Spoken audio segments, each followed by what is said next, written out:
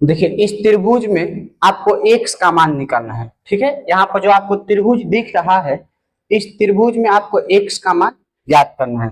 जिनको बनाने आ रहा है जल्दी से वो लोग बना करके बताइए। इन प्रश्नों को लिख करके बनाने की कोई आवश्यकता नहीं होती है।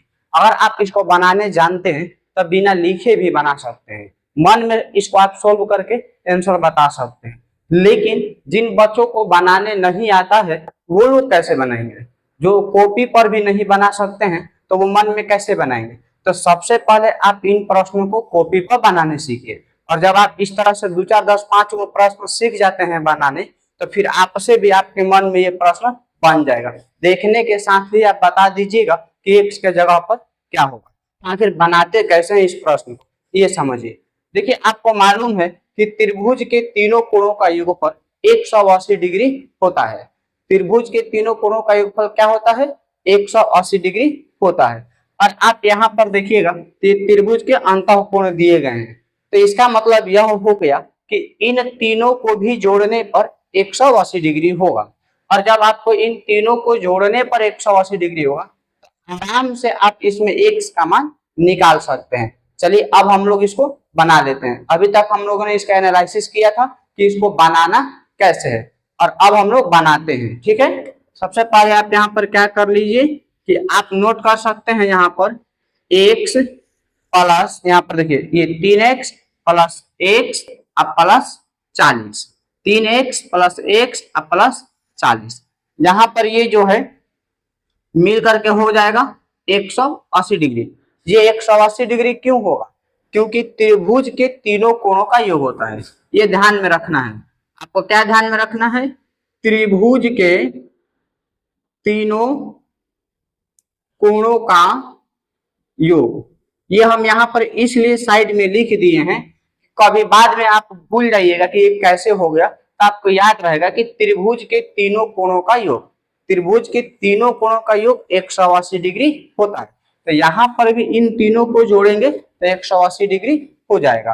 और अब आप 3x और x को जोड़ दीजिएगा तो ये हो गया 4x बराबर 180 और -40।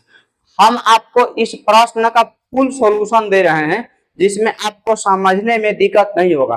कमजोर से कमजोर बच्चा भी इस प्रकार से अगर मैथ को सोल्व करेगा तो कुछ ही दिनों में उसका मैथ ठीक हो जाएगा। और एक बार आपका मैथ ठीक हो गया तो आपको प्रश्नों को जल्दी बनाने से कोई नहीं रोक सकता है। बस आप एक बार मेहनत करिए और प्रश्नों को बनाने सीखिए। प्रश्न बनाने सीख जाइएगा ना तो फटाफट सॉल्यूशन निकालने भी आप सीख जाइएगा। देखिए यहाँ पर प्लस है तो बराबर से उधर भेज देंगे तो माइनस हो जाएगा। और अब 4x बराबर ये आपका हो जाएगा 140। अब आप x छोड़ दीजिए और 140 बटा में 4। देखो समीकरण का नियम यह है कि अगर ये गुणा के रूप में है तो बराबर के दूसरे साइड में भागा के रूप में हो जाता है। तो यहाँ पर भी ये भागा के रूप में हो गया। और अब आप इसको कैंसिल कर सकते हैं, ये 4 से कैंसिल हो जाएगा 35 बार में। तो इस तरह से x बराबर कितना हो जाएगा? 35 डिग्री हो जाएगा, जो कि हम लोग के पास ऑप्शन नंबर सी है। कौन सा ऑप्शन है? सी। तो इस प्रश्न में कुछ था, हम शुरू में ही बोले थे कि जिन बच्चों को ये सवाल बनाने आता है वे मन में ही सोल्व कर सकते हैं। वो मन में ये बातें नहीं सोल्व कर सकते हैं कि 3x और x मिलकर के 4x हुआ, 40 180 में से घटाएंगे तो 140 बचेगा, 140 में 4 का भागा लगाइएगा 35 हो जाएगा। तो ये इतना आसान था। लेकिन दिक्कत उन बच्चों को ही है जिनको ये प्रश्न बनाने ही नहीं आता है। उनको ये भी नहीं पता है कि त्रिभुज के तीनों कोणों का योग 180 डिग्री है। तो वैसे बच्चे आज से याद रखिएगा कि त्रिभुज के तीनों कोणों का योगफल 180 डिग्री होता है। और जब भी इस प्रकार के प्रश्न रहेगा x निकालने के लिए, किसी भी त्रिभुज में कोण दिया हुआ है और आपको x निकालना है, तो आप यही समझ लीजिएगा कि सबको जोड़ करके 180 के बराबर लिखना है और उसको बना लेना है। एक समीकरण की तरह आप उसको बनाने सीख गए हैं तो आपसे प्रश्न बनाने में कोई दिक्कत हो ही नहीं सकता है। ठीक है।